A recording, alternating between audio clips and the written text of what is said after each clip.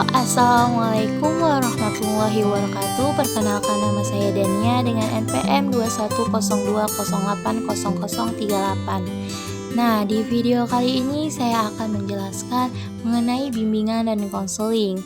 Yang pertama itu ada pengertian bimbingan dan konseling. Yang kedua, tujuan bimbingan konseling. Yang ketiga, fungsi bimbingan dan konseling. Yang keempat, peran bimbingan dan konseling. Dan yang terakhir, asas-asas bimbingan dan konseling. Langsung saja saya akan menjelaskan. Yang pertama itu ada pengertian bimbingan dan konseling. Menurut Permendikbud nomor 111 tahun 2014, bimbingan konseling adalah upaya sistematis, objektif, logis, dan berlanjut dan terprogram yang dilakukan oleh guru BK atau konselor untuk memfasilitasi perkembangan peserta didik agar tercapainya kemandirian dalam hidupnya. Yang kedua ada tujuan dari bimbingan dan konseling. Tujuan bimbingan dan konseling yaitu untuk membantu siswa mencapai tugas-tugas perkembangan secara optimal sebagai makhluk Tuhan, sosial, dan pribadi.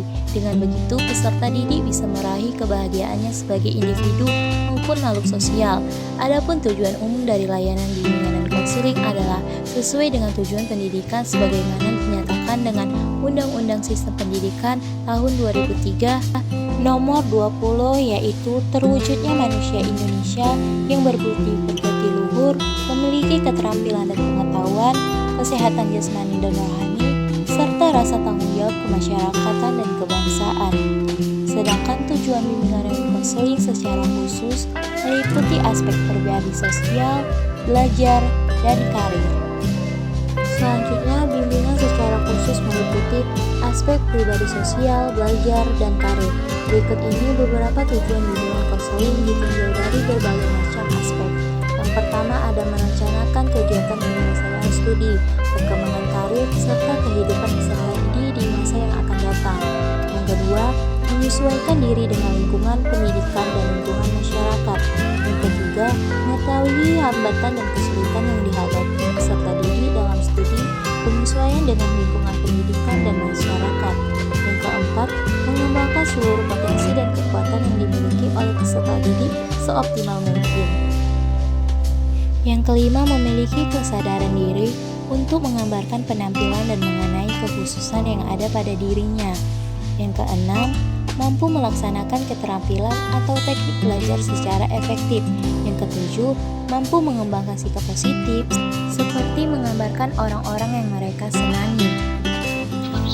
Baiklah, selanjutnya ada fungsi bimbingan dan konseling. Yang pertama itu ada fungsi pemahaman. Fungsi pemahaman ini adalah membantu peserta didik agar memiliki pemahaman terhadap dirinya dan lingkungannya, supaya dapat mengembangkan potensi dirinya secara optimal dan menyesuaikan diri dengan lingkungannya secara dinamis dan konstruktif.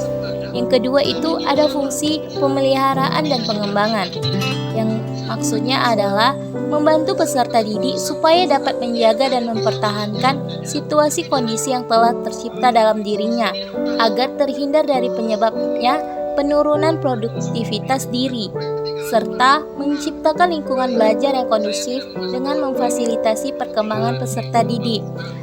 Yang ketiga, ada fungsi pencegahan, yaitu mengantisipasi berbagai masalah yang mungkin terjadi dan berupaya untuk mencegahnya. Yang keempat, ada fungsi pengentasan.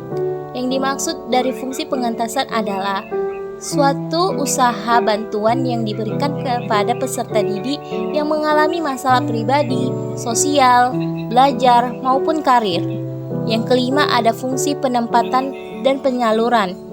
Maksudnya adalah membantu peserta didik memilih kegiatan ekstrakurikuler, jurusan, atau program studi dan memantapkan penguasaan karir yang sesuai dengan kemampuan, minat, dan bakatnya. Yang terakhir ada fungsi advokasi, yang dimaksudnya adalah memberikan bantuan agar hak-hak keberadaan, kehidupan, dan perkembangan orang atau individu atau klien yang bersangkutan kembali memperoleh hak-haknya yang selama ini dirampas, dihalangi, dihambat, dibatasi, atau dijegal. Selanjutnya ada peran bimbingan dan konseling. Bimbingan dan konseling berperan menjadi pusat layanan kesehatan mental bagi siswa, terutama membantu mengatasi berbagai masalah atau pengembangan potensi siswa yang berkaitan dengan pribadi, sosial, belajar, dan juga karir. Dan yang terakhir ada asas-asas bimbingan dan konseling. Yang pertama ada asas kerahasiaan. Yang dimaksud dari asas kerahasiaan ini adalah segala sesuatu yang dibicarakan oleh klien kepada konselornya atau guru BK tidak boleh disampaikan kepada orang lain atau lebih-lebih halnya atau keterangan yang tidak boleh dan tidak layak diketahui oleh orang lain. Yang kedua ada asas kesukarelaan, yang maksudnya adalah proses bimbingan dan konseling harus berlangsung atas dasar kesukarelaan baik dari pihak terbimbing atau klien maupun dari pihak konselornya. Yang keempat ada asas kemandirian, yaitu pelayanan bimbingan dan konseling yang bertujuan menjadikan klien dapat memberi atau berdiri sendiri dan tidak bergantung pada orang lain atau bergantung kepada konselornya. Yang kelima ada asas kegiatan. Dalam asas ini, bimbingan dan konseling ini menghendaki agar klien menjadi sasaran pelayanan berpartisipasi secara aktif di dalam penyelenggaraan pelayanan atau kegiatan bimbingan. Yang keenam ada asas kekinian, yang mengandung arti bahwa konselor tidak boleh menunda-nunda pemberian bantuan. Jika diminta bantuan oleh klien, atau jelas-jelas terlihat misalnya ada siswa yang mengalami masalah, maka konselor hendaklah segera memberikan bantuan kepadanya. Selanjutnya yang ketujuh ada asas kedinamisan, yaitu usaha pelayanan bimbingan dan konseling yang menghendaki terjadinya perubahan pada diri klien, yaitu perubahan tingkah laku ke arah yang lebih baik. Perubahan itu tidaklah sekadar mengulang hal yang sama atau bersifat monoton, melainkan perubahan yang selalu menuju ke suatu pembaruan atau suatu yang lebih maju. Selanjutnya yang ke-8 ada asas keterpaduan, yaitu pelayanan bimbingan dan konseling yang berusaha memadukan berbagai aspek kepribadian klien. Sebagaimana diketahui, individu memiliki berbagai aspek kepribadian yang kalau keadaannya tidak seimbang, serasi, dan terpadu justru akan menimbulkan masalah. Selanjutnya yang ke-9 ada asas kenormatifan, yaitu usaha bimbingan dan konseling yang tidak boleh bertentangan dengan norma-norma yang berlaku, baik ditinjau dari norma agama, adat, hukum atau negara, norma ilmu, maupun kebiasaan sehari-harinya. Selanjutnya yang ke-10 ada asas alih tangan. Asas ini adalah usaha bimbingan dan konseling yang dilakukan secara teratur dan sistematik dengan menggunakan prosedur, teknik, dan alat instrumentasi bimbingan dan konseling yang memadai.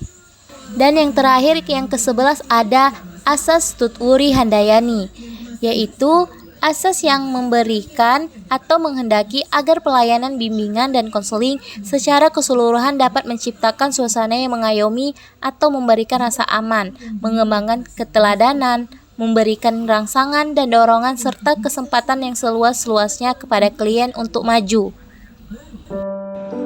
Baiklah, mungkin itu saja yang dapat saya jelaskan. Semoga apa yang setelah saya jelaskan dapat berguna untuk kita semua. Saya undur diri. Assalamualaikum warahmatullahi wabarakatuh.